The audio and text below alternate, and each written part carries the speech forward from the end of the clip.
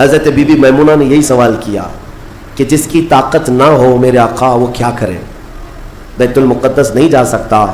سنو، اگر اس کی اہمیت سارے مسلمانوں کے لیے نہ ہوتی تو میرے آقا صلی اللہ علیہ وسلم یہ نہیں فرماتے وَمَن لَّمْ يَسْتَطِعْ فَلْيَهْدِ زَيْتَهُ. حضور صلی اللہ علیہ وسلم فرماتے ہیں اگر کسی کی طاقت نہیں ہے تو وہ تھوڑا تیل تو اس کے پاس ہو سکتا ہے، وہ تیل ہدیہ کر کے بیت المقدس بھیجے تاکہ بیت المقدس میں تمہارے بھیجے ہوئے تیل سے اگر چراغ بھی جلایا گیا یہ ثواب اس کو بھی ملے گا.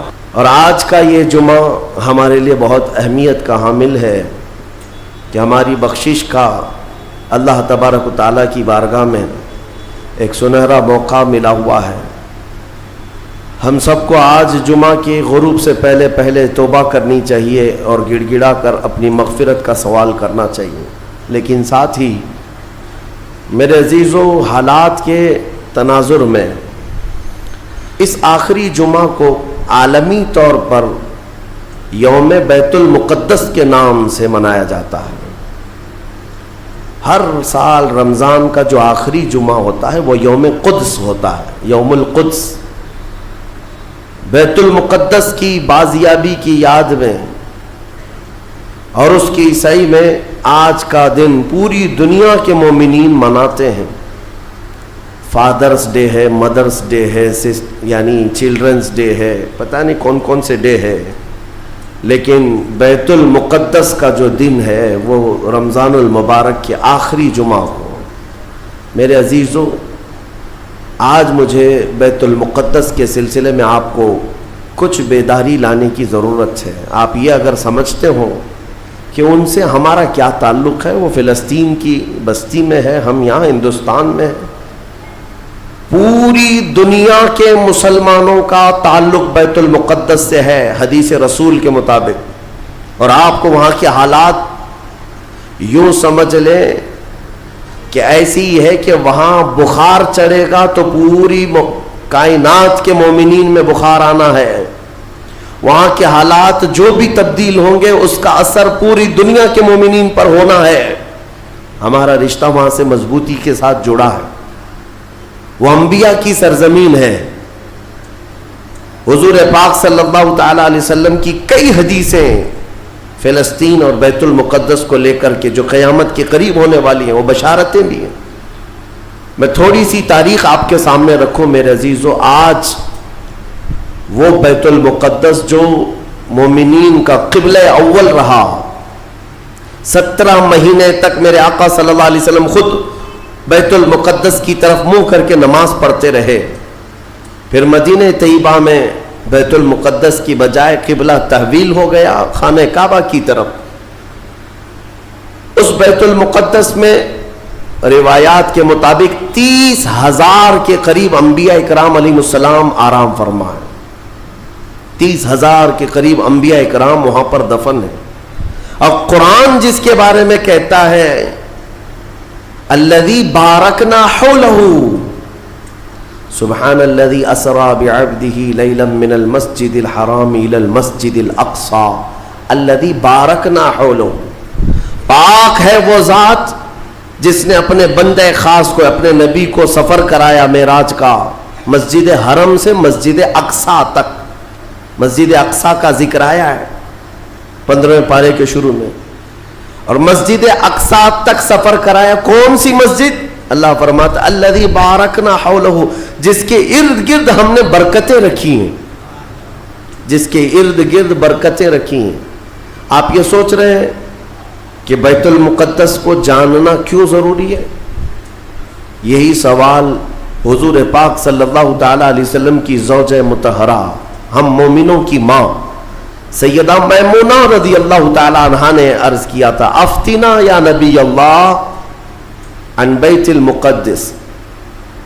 یا رسول اللہ صلی اللہ تعالی علیہ وسلم فی بیت المقدس، بیت المقدس کے بارے میں آپ ہمیں کچھ ارشاد فرمائیں. وہ کیا ہے، ہمارے لیے کتنی اہمیت کا حامل ہے بیت المقدس؟ نبی پاک صلی اللہ تعالی علیہ وسلم نے فرمایا انہو ارض المحشر والمنشر، وہ زمین تمام لوگوں کے حشر کی جگہ ہے. محشر قائم ہونے کی جگہ فرمایا میرے آقا نے.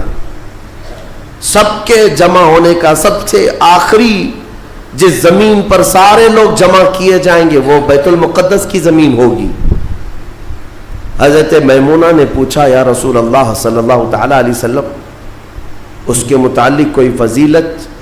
فرماتے ہیں میرے آقا صلی اللہ علیہ وسلم من احل بحجۃ او بعمرۃ من المسجد الاقصى الى المسجد الحرم غفر اللہ له ما تقدم من ذنبه او وجبت له الجنہ او كما قال رسول اللہ صلی اللہ علیہ وسلم. میرے آقا فرماتے جس نے مسجد اقصی بیت المقدس سے عمرے کا یا حج کا احرام باندھا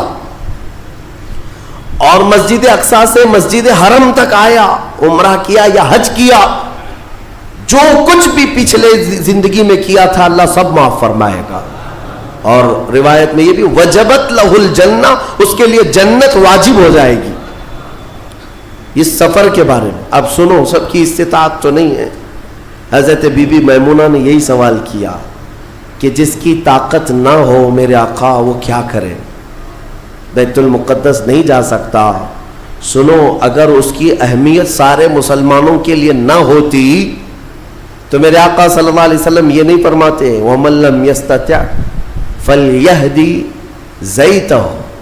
حضور صلی اللہ علیہ وسلم فرماتے ہیں اگر کسی کی طاقت نہیں ہے تو وہ تھوڑا تیل تو اس کے پاس ہو سکتا ہے، وہ تیل ہدیہ کر کے بیت المقدس بھیجے تاکہ بیت المقدس میں تمہارے بھیجے ہوئے تیل سے اگر چراغ بھی جلایا گیا یہ ثواب اس کو بھی ملے گا، عمرے کا ثواب ملے گا. یہ حدیث پاک میں ہے کہ اگر تمہارے یہاں سے ہدیہ کیے ہوئے بھیجے ہوئے تیل کو بیت المقدس میں کسی نے چراغ میں روشن کیا تو فرمایا گیا اس کے برابر اسے بھی ثواب ملے گا. یہ یوں ہی نہیں میں عرض کر رہا ہوں میرے عزیزو، اس کی اہمیت کا اندازہ آپ کو ہونا چاہیے. اور قیامت قریب کیسے آئے گی اس کے متعلق بھی حالات یہی میرے آقا نے فرمایا عمران بیت المقدس خراب یثرب وخراب یثرب فتح قسطنطینیہ وفتح قسطنطینیہ ظہور الملحمہ وظہور الملحمہ خروج الدجال او کما قال النبی صلی اللہ علیہ وسلم. یہ سیدنا معاذ بن جبل رضی اللہ تعالیٰ عنہ سے روایت حدیث ہے. میرے آقا فرماتے ہیں بیت المقدس آباد کر دیا جائے گا اور مدینہ ویران کر دیا جائے گا. مدینے کی ویرانی بیت المقدس کی آبادی ہوگی. بیت المقدس کے ارد گرد بڑی بڑی عمارتیں بن جائیں گی، آبادیاں بڑھ جائیں گی. اور مدینے کی ویرانی وہ کس طرح کی ویرانی وہ اللہ کے حبیب صلی اللہ تعالی علیہ وسلم ہی بہتر جانتے ہیں. مدینہ زادہ اللہ شرفا و تعظیما، وہ ہمارے دلوں کی دھڑکن ہے، وہ ہمارے آنکھوں کا سرور ہے. اور پھر آگے میرے آقا فرماتے ہیں پھر مدینے کی ویرانی قسطنطنیہ کے فتح کا سبب ہو جائے گی. قسطنطنیہ استنبول کو کہتے ہیں جو ترکی کا شہر ہے. حضور پاک صلی اللہ علیہ وسلم نے فرمایا مومنین اس کو فتح کر لیں گے. اور قسطنطنیہ کا فتح ہونا نہیں بلکہ اس سے پہلے ملحمۃ الکبریٰ ایک بہت بڑی جنگ ہوگی دنیا میں. اس سے بڑی جنگ نہ کبھی پہلے ہوئی تھی نہ بعد میں ہوگی. یہ کس کے درمیان؟ مومنین اور کفار و مشرکین کے بیچ. اس جنگ کی جگہ بھی میرے آقا نے بیان فرمائی، وہ ملک شام ہوگا، وہ دمشق کے قریب میدان میں جنگ ہوگی.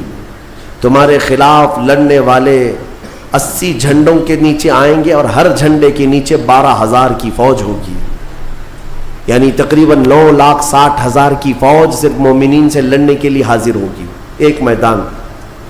اس میں جو مومنین مسلمان جتنے جائیں گے وہ کتنی تعداد ہے وہ اللہ بہتر جانے، لیکن میرے آقا نے فرمایا پہلے دن 1/3 حصہ میدان چھوڑ کر بھاگ جائے گا مسلمانوں کا. اور حضور پاک فرماتے ہیں وہ پورے روئے زمین کے سب سے بدترین لوگ ہوں گے، ان کی توبہ کبھی نہیں قبول ہوگی. جو میدان چھوڑ کر بھاگ چکے ہوں گے ان کی توبہ کبھی نہیں قبول ہوگی. دوسرے دن 1/3 جماعت 1/3 جماعت مومنین کی شہید ہو جائے گی، سب قتل ہو جائیں گے. اور حضور فرماتے ہیں وہ روئے زمین کے سب سے اعلیٰ قسم کے شہداء ہوں گے. سب سے افضل شہداء ہوں گے. اور میرے آقا صلی اللہ علیہ وسلم فرماتے ہیں 1/3 حصہ مسلمانوں کا باقی ہوگا, اللہ رب العزت اسی ٹکڑے کو فتح عظیم عطا فرمائے گا, فتح سے ہمکنار ہوں گے. اور اس کے بعد قسطنطنیہ فتح ہوگا. قسطنطنیہ فتح ہوتے ہی دجال ظاہر ہو جائے گا, دجال کا خروج ہوگا پوری دنیا میں. لیکن یہ بڑی جو علامتیں میرے آقا نے بیان فرمائی کہ دجال کا ظاہر ہونا, اس بڑی جنگ کا ہونا, یہ قسطنطنیہ کا فتح ہونا, ان سب کی اسٹارٹنگ کہاں سے ہوگی؟ وہ بیت المقدس سے. اس لیے بیت المقدس کو سمجھنا ہمارے لیے بہت ضروری ہے. آج یہودیوں کے تسلط میں ہے بیت المقدس, ان ظالم اور غاصب یہودیوں کے پنجوں میں ہے بیت المقدس. اور یہ آج کی مارکہ آرائی نہیں ہے, بیت المقدس کے اندر یہ مارکہ آرائی, جھڑپیں ایک دوسرے کے ساتھ پچھلے 4000 سال سے چل رہی ہیں, آج کی نہیں ہے. یہ 4000 سال پرانی تاریخ ہے بیت المقدس کی. اور بیت المقدس جو آج فلسطین کی سرزمین پر واقع ہے, جس شہر میں وہ واقع ہے اس کو یروشلم کہتے ہیں. اور یہ حضرت ابراہیم علیہ السلام کا آباد کیا ہوا ہے. سیدنا ابراہیم علیہ السلام عراق کے رہنے والے تھے. عراق کے دریائے فرات کے قریب ایک چھوٹی سی بستی تھی, بابل کے قریب. وہاں سے ہجرت کر کے ابراہیم علیہ السلام فلسطین آئے اور وہاں ان کی اولاد ہوئی. ابراہیم علیہ السلام پوری دنیا میں 2 مقدس سرزمینوں کو آباد کرنے والے نبی ہیں. حضرت ابراہیم علیہ السلام سے ایک بیٹے پیدا ہوئے, اسحاق علیہ السلام. اسحاق علیہ السلام کو حضرت ابراہیم علیہ السلام نے فلسطین میں آباد کر دیا, اور دوسرے بیٹے ابراہیم علیہ السلام کے سیدنا اسماعیل علیہ السلام, اور حضرت اسماعیل علیہ السلام کو مکۃ المکرمہ میں آباد کیا. ابراہیم علیہ السلام کے 2 بیٹے 2 مقدس سرزمینوں کو آباد کرنے والے ہیں. ایک مکہ کو آباد کرتے ہیں اور ایک فلسطین بیت المقدس کو آباد کرتے ہیں. اور بنی اسرائیل اسی خاندان کو کہتے ہیں. ابراہیم علیہ السلام کے نیچے جو خاندان آیا, حضرت یعقوب علیہ السلام کی اولاد, اور تقریباً سارے انبیاء کرام علیہ السلام جو بنی اسرائیل کے ہیں وہ اسی فلسطین کی سرزمین میں پیدا ہوتے رہے, یا پھر ہجرت کر کے وہی آئے. بڑے بڑے اگر نبیوں کا نام میں اگر ذکر کروں, یہ سب فلسطین میں ہیں. حضرت ابراہیم علیہ السلام, حضرت اسحاق علیہ السلام, حضرت یعقوب علیہ السلام, حضرت یوسف علیہ السلام, حضرت داؤد علیہ السلام, حضرت سلیمان علیہ السلام, حضرت زکریا علیہ السلام, حضرت موسیٰ علیہ السلام, حضرت عیسیٰ علیہ السلام, حضرت یحییٰ علیہ السلام, یہ سب کے سب وہیں بیت المقدس کے ارد گرد آباد. وقت کے جلیل القدر پیغمبر بلکہ یہ رسولان اعظام ہیں, یہ سب فلسطین کی سرزمین پر آباد رہے. اس سے آپ اندازہ کر سکتے ہیں کہ وہ زمین کتنی برکت والی ہوگی, وہ زمین کتنی متبرک ہے. اور اس زمین کی چھوٹی سی اگر میں آپ کو تاریخ بتاؤں تو ابراہیم علیہ السلام کی اولاد کے آباد ہونے کے بعد بنی اسرائیل یہ سرکش قوم ہے بنی اسرائیل. یہ ادھر ادھر بھاگ کر چلے گئے, فلسطین میں آباد نہیں رہے, برسوں بھاگے پھرتے رہے. پھر موسیٰ علیہ السلام کا جب زمانہ آیا تو اللہ تعالیٰ نے آپ کو حکم دیا, اے موسیٰ آپ اپنی قوم کو لے کر اس ارض مقدس میں جائیں. مقدس سرزمین, قرآن نے بھی اللہ نے اس کو مقدس سرزمین فرمایا.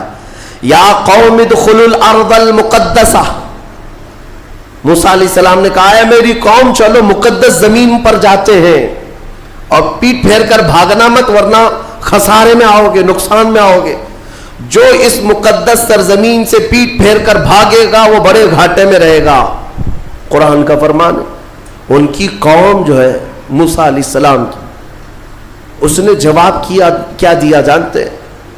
بیت المقدس کی طرف موسیٰ علیہ السلام بلا رہے تھے تو وہاں ایک دوسری قوم آباد تھی, قوم عمالقہ. وہ اونچے چوڑے لوگ تھے, بڑے ہٹے تگڑے لوگ تھے. موسیٰ علیہ السلام کی قوم گھبرا گئی اور کہا کہ ہم نہیں آئیں گے.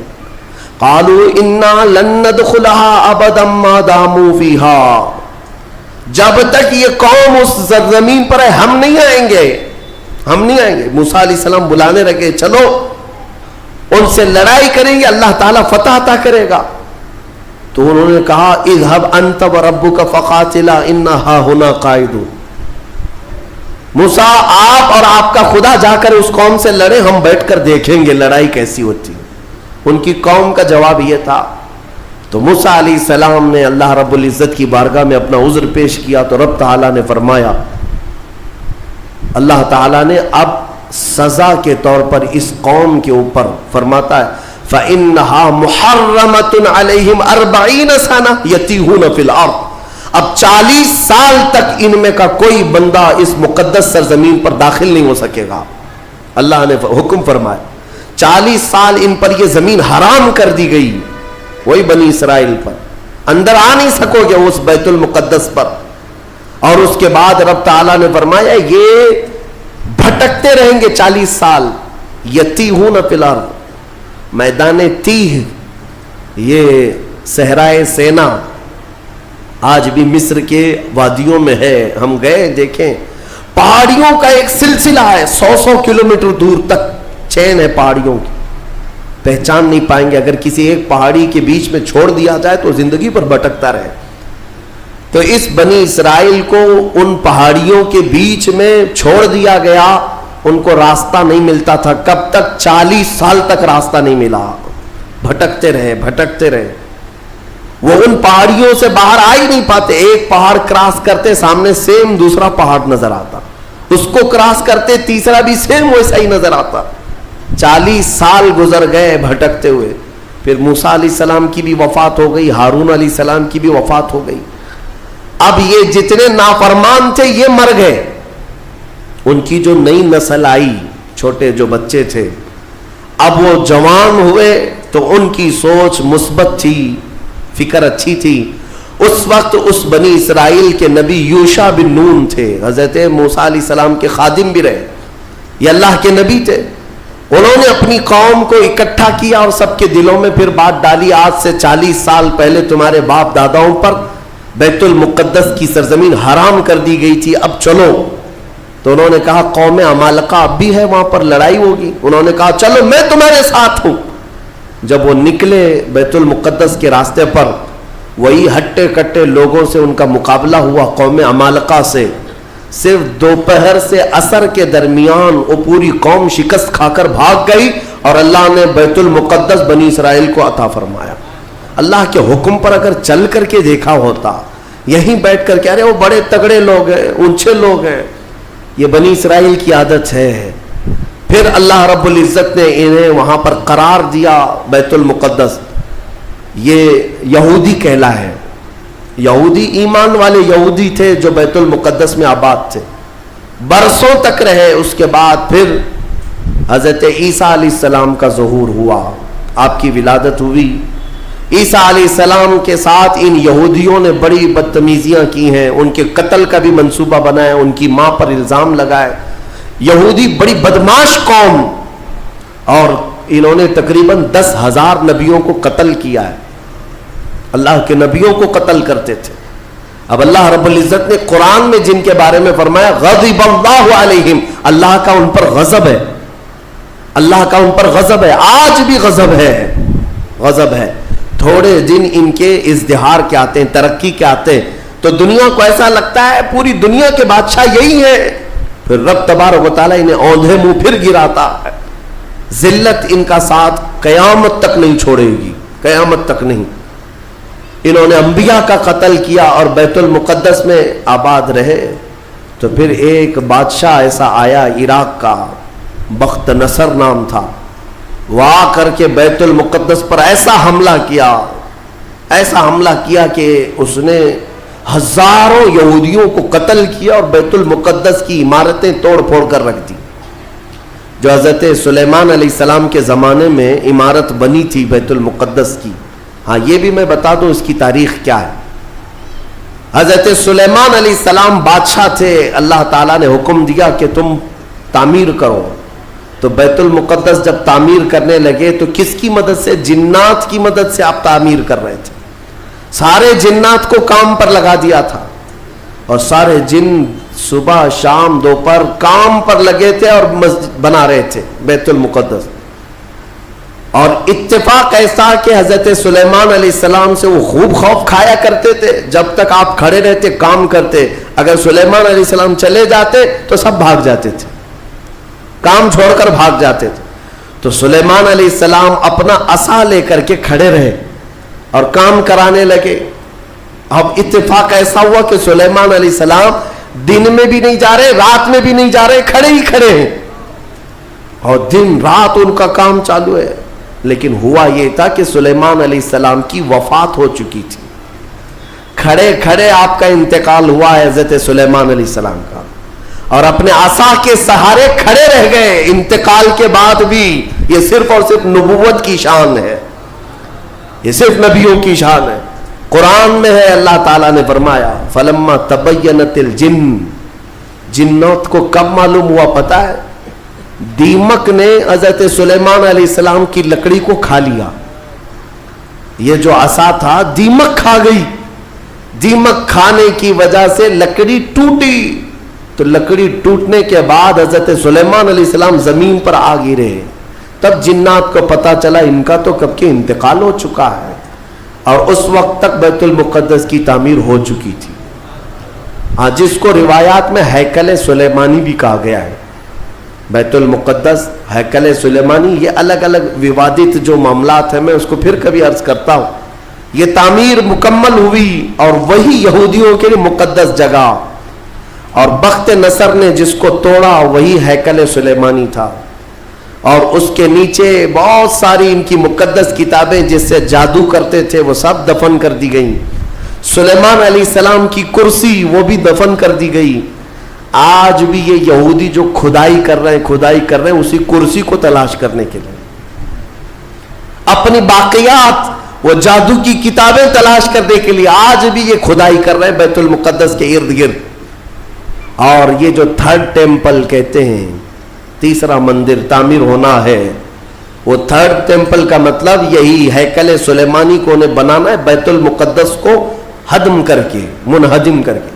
یہ جو مسجد اقصی ہے اس کو ختم کر کے انہیں وہاں پر تھرڈ ٹیمپل بنانا ہے. یہ ان کا خواب ہے. یہودی وہاں سے قتل ہوئے, عیسائیوں کا قبضہ آیا.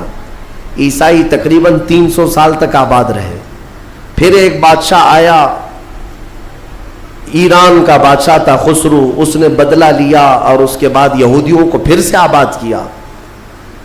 پھر اس کے بعد ٹائٹس نام کا ایک عیسائی بادشاہ آیا, اس نے پھر دوبارہ بیت المقدس پہ حملہ کیا.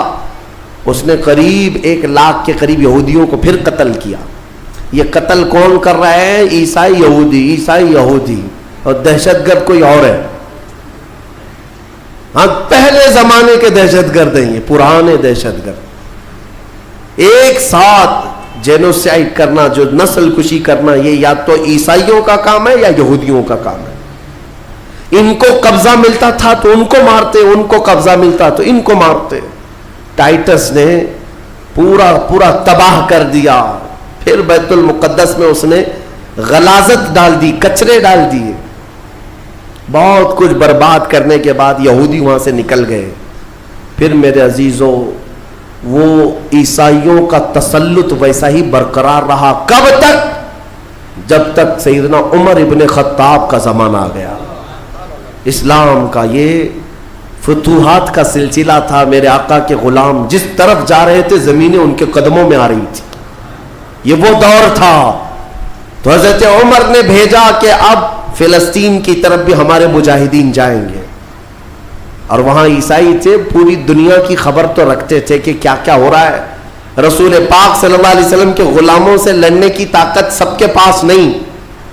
تو انہوں نے کہا کہ ہم لڑائی نہیں کریں گے, آپ آ جاؤ, آپ کے حوالے پورا بیت المقدس کر دیں. حضرت عمر کو خود ہی دعوت دے کر کے بلا لیا. اور جانتے ہیں ان عیسائیوں کی خباثت, یہ بڑے نرم دکھتے.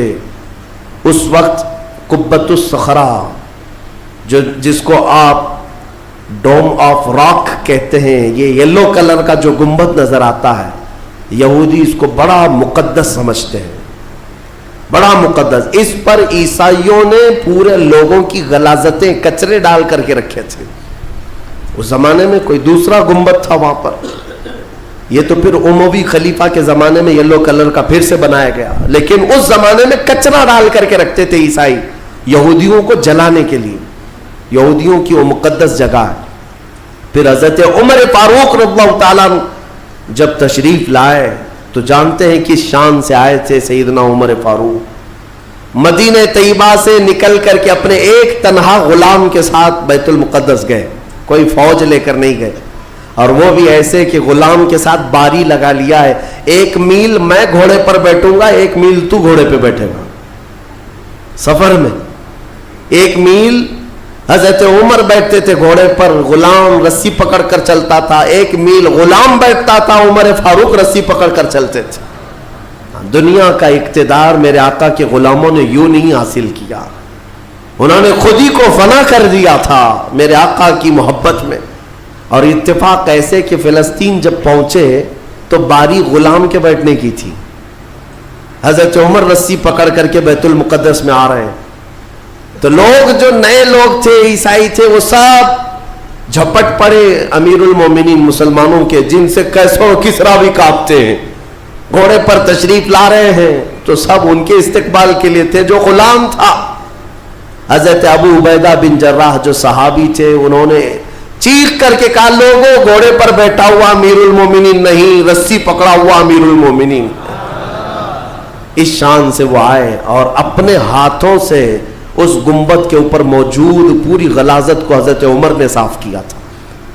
بیت المقدس کے ارد گرد جتنا کچرا تھا اپنے ہاتھوں سے صاف کیا، اور پھر وہاں پر اذان کی آواز گونجی، سیدنا عمر فاروق رضی اللہ تعالیٰ عنہ نے ظہر کی نماز وہاں پڑھائی اور عام خطبہ دیا، سارے لوگوں کو جمع کر کے کہا اب گھبرانے کی ضرورت نہیں، اس ارض مقدس میں اسلام آ چکا ہے، جو عیسائی جو یہودی خوشی سے رہنا چاہے اس پر کوئی زور زبردستی نہیں، وہ اس ارض مقدس میں اقلیتوں کے اعتبار سے رہ سکتا ہے، اسے امن و امان دیا جائے گا، کسی کی عبادت گاہ نہیں توڑی جائے گی۔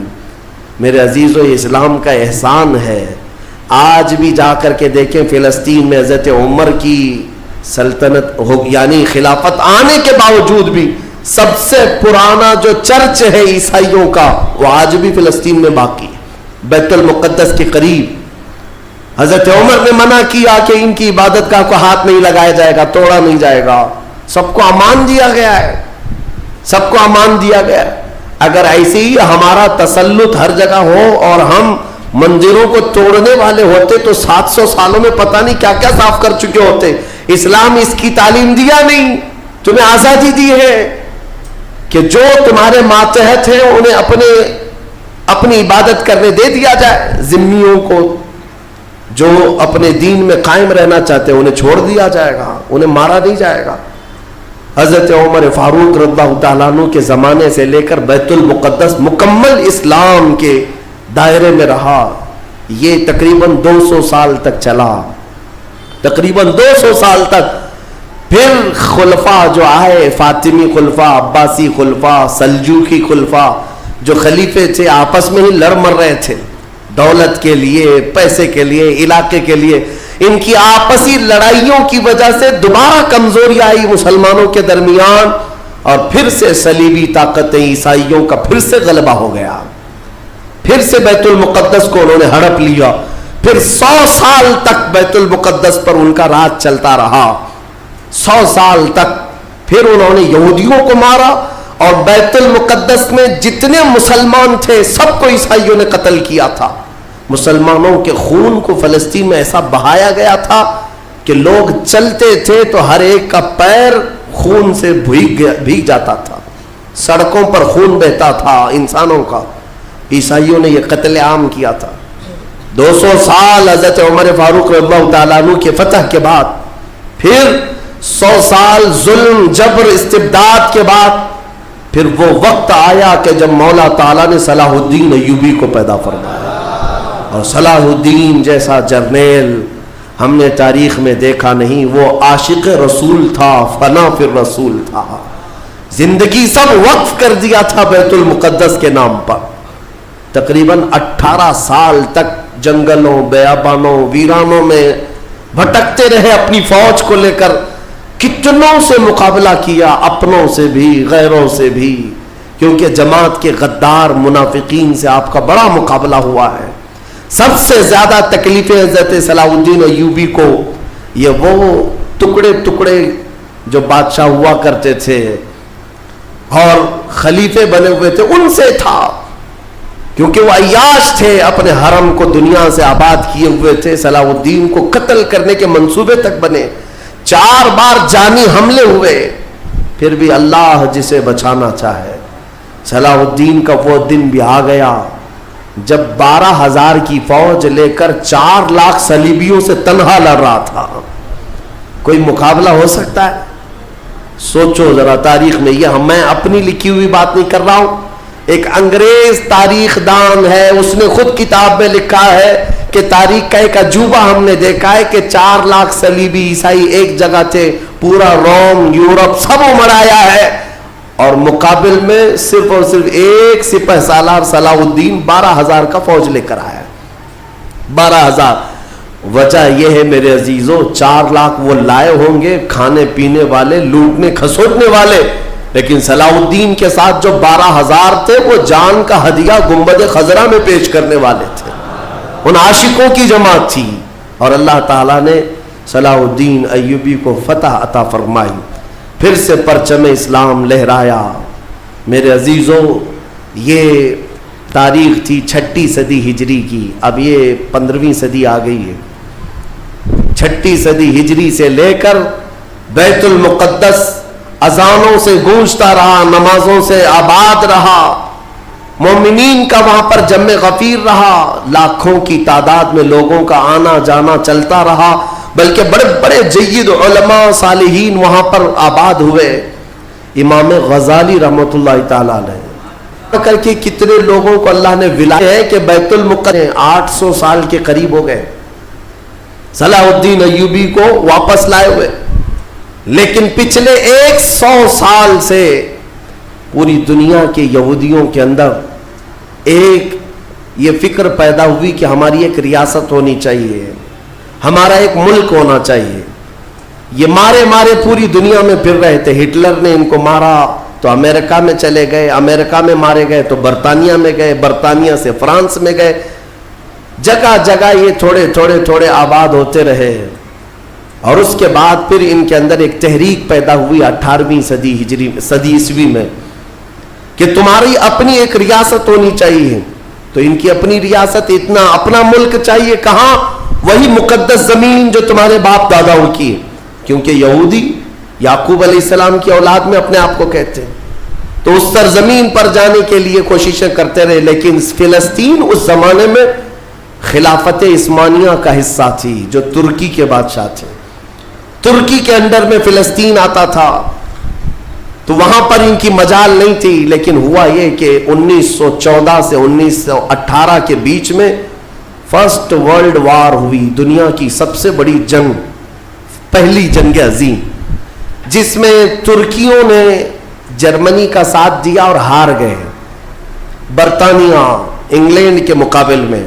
تو ہارنے کی وجہ سے ہوا یہ کہ ترکی کی ساری خلافت ختم ہو گئی, خلافت عثمانیہ کے ٹکڑے ٹکڑے ہو گئے. 50 ملکوں پر ان کی اکیلی حکومت تھی, سب ٹکڑے ہو گئے. ترکی کو سب ختم کر دیا گیا, خلافت ختم کر دی گئی. یہ 1920 میں خلافت ختم کر دی گئی, اور پھر برطانیہ انگلینڈ کے تسلط میں, اس کے قبضے میں فلسطین بھی آیا. یہ وہ زمانہ تھا جب ہمارا انڈیا بھی انگلینڈ کے انڈر میں تھا, ہمارا بھارت بھی.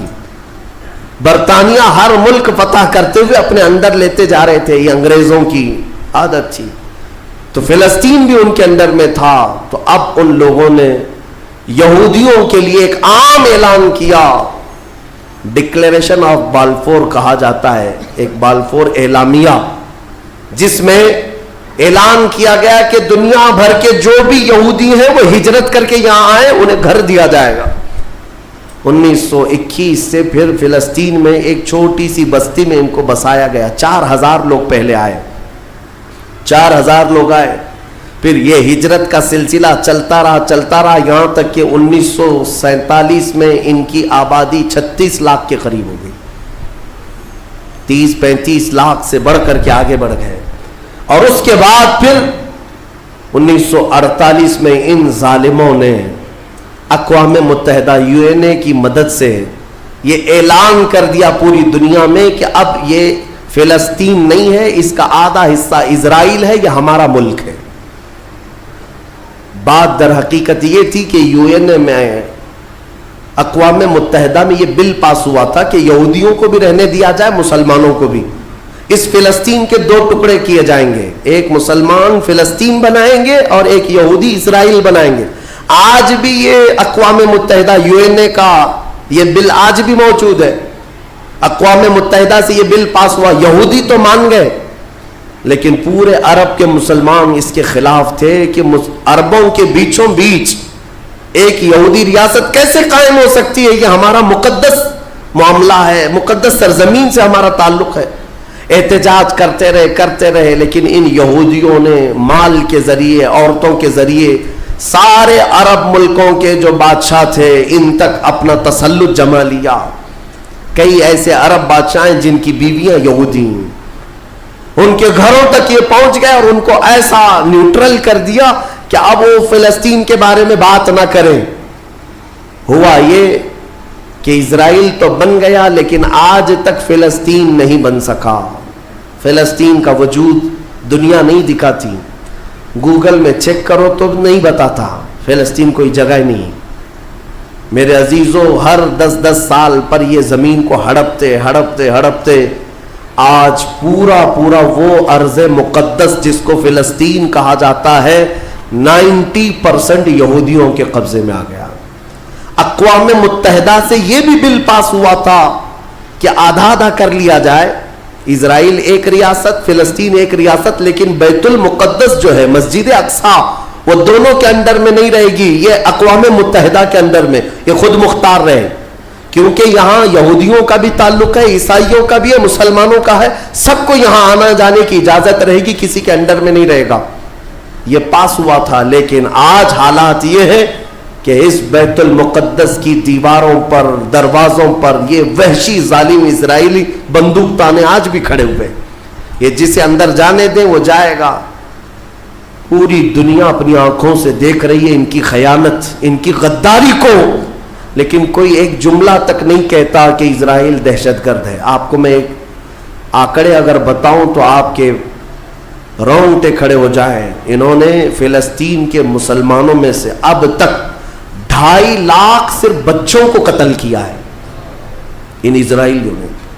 آج بھی یہ ڈیٹا موجود ہے، انٹرنیٹ پہ موجود ہے، بڑی ویب سائٹس ہیں، انہوں نے شو کیا. اقوام متحدہ کی بھی رپورٹ موجود ہے کہ فلسطین کے کتنے مارے گئے. ان دونوں کی جنگ میں 24 لوگ اگر مارے جاتے ہیں تو 23 فلسطینی ہوتے ہیں، 1 اسرائیلی ہوتا ہے. پھر بھی دہشت گرد فلسطین ہے، آتنکواد فلسطین ہے. میرے عزیزو، یہ دنیا جو دوہرا کھیل کھیل رہی ہے اس کو کون بتائے گا آخر؟ وہاں جمعہ کی نماز پڑھنے کے لیے مومنین آج بھی جاتے ہیں، ان پر گولیاں برسا دی جاتی ہیں، لیکن ان جیال مسلمانوں کو ہزاروں سلام جو تلواروں کے سائے میں بھی میرے مولا کی عبادت خشوع و خضوع سے کرتے. میں خود گیا اور دیکھا ہوں چھوٹے سے بچے، 6 سال کے 8 سال کے بچے ملنے کے لیے آتے ہیں اور یہ پورے اسلحے میں لیس فوجی کھڑے رہتے ہیں. چھوٹا سا بچہ ان کی گن کو یوں گھماتا ہے اور مسجد میں اندر آتا ہے، ایسا لگتا ہے جیسے وہ کھلونے کو پکڑ رہا ہے. میرے عزیزو، یہ بھی حدیث پاک کے ذریعے سے میں بتاتا ہوں. میرے آقا صلی اللہ علیہ وسلم فرماتے ہیں میری امت کا ایک حصہ قیامت تک باطل سے لڑتا رہے گا، قیامت تک باطل سے لڑتا رہے گا، اور ان کی مخالفت کرنے والوں کا ان پر کچھ بھی اثر نہیں ہوگا، اور دنیا میں کوئی بلا بھی پھیلے تو اس جماعت پر کچھ اثر نہیں ہوگا. صحابہ نے پوچھا یا رسول اللہ آپ کی امت کا وہ حصہ کون ہے؟ میرے آقا فرماتے ہیں بیت المقدس کے آس پاس رہنے والے مومنین کی جماعت ہے. ان کی فضیلت میں میرے آقا نے فرمایا قیامت تک لڑتے رہیں گے، قیامت تک، اور ان کی خلاف کرنے والوں کا ان پر کچھ بھی اثر نہیں ہوگا. اور ہم دیکھ رہے ہیں ارے بڑی عمارتیں ایک بم سے گرا دیا، دوسرے دن ان کے آس پاس ان کی گاڑیاں بھی چل رہی ہیں, دکانیں بھی چل رہی ہیں, بازار بھی چل رہا ہے. کل رات کو فائرنگ ہوئی, 50 لوگ بیت المقدس سے اٹھا کر کے لاشیں لے گئے. دوسرے دن جا کر کے دیکھے تو عصر کے بعد عورتیں اپنے بچوں کے ساتھ روٹیاں سینڈوچ کھاتی ہوئی بیٹھی ہوئی ہیں. مطلب یہ ہے کہ نہ موت کا ان کے اندر خوف ہے, نہ ظالموں کے تسلط کا ڈر ہے.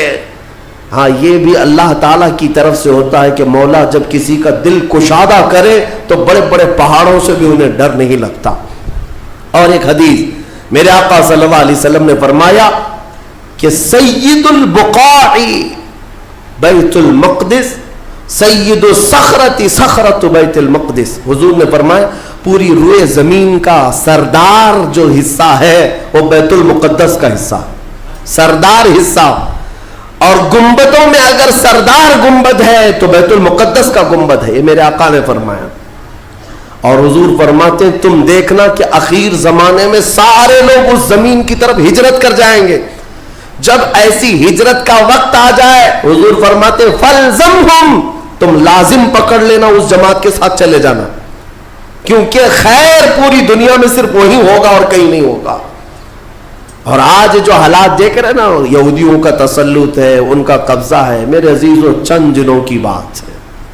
میں قرآن سے اور حدیث سے وقت ہوتا تو میں آج, چونکہ یہ جمعۃ الوداع ہے اور یوم قدس کے نام سے پوری دنیا آج منا رہی ہے, اس لیے میں نے تمہارے سامنے یہ باتیں رکھی ہیں. بیت المقدس کیا ہے؟ بیت المقدس کے بارے میں میرے آقا صلی اللہ علیہ وسلم نے فرمایا یہ ہمیشہ اب یہودیوں کے تسلط میں نہیں جائے گا. یہ میرا یقین ہے, دنیا ٹل سکتی ہے مگر میرے مصطفیٰ کا فرمان نہیں ٹلے گا. میرے آقا نے اگر فرمایا ہے تو وہ ہو کر رہے گا.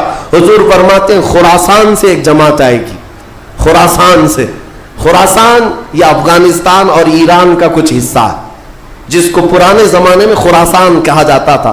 میرے آقا فرماتے ہیں خراسان سے کالے جھنڈے لے کر کے ایک جماعت نکلے گی اور وہ اتنی تیزی سے بڑھتی ہوئی بیت المقدس کی طرف آئے گی کہ دنیا کی کوئی حکومت اور کوئی طاقت ان کا راستہ نہیں روک سکے گی, اور وہ جھنڈے سیدھے لا کر بیت المقدس پر گاڑ دیں گے. تنصب بإیلیا, میرے آقا فرماتے ایلیا یہ بیت المقدس کی سرزمین کو کہتے ہیں, جھنڈے وہاں گاڑ دیے جائیں گے.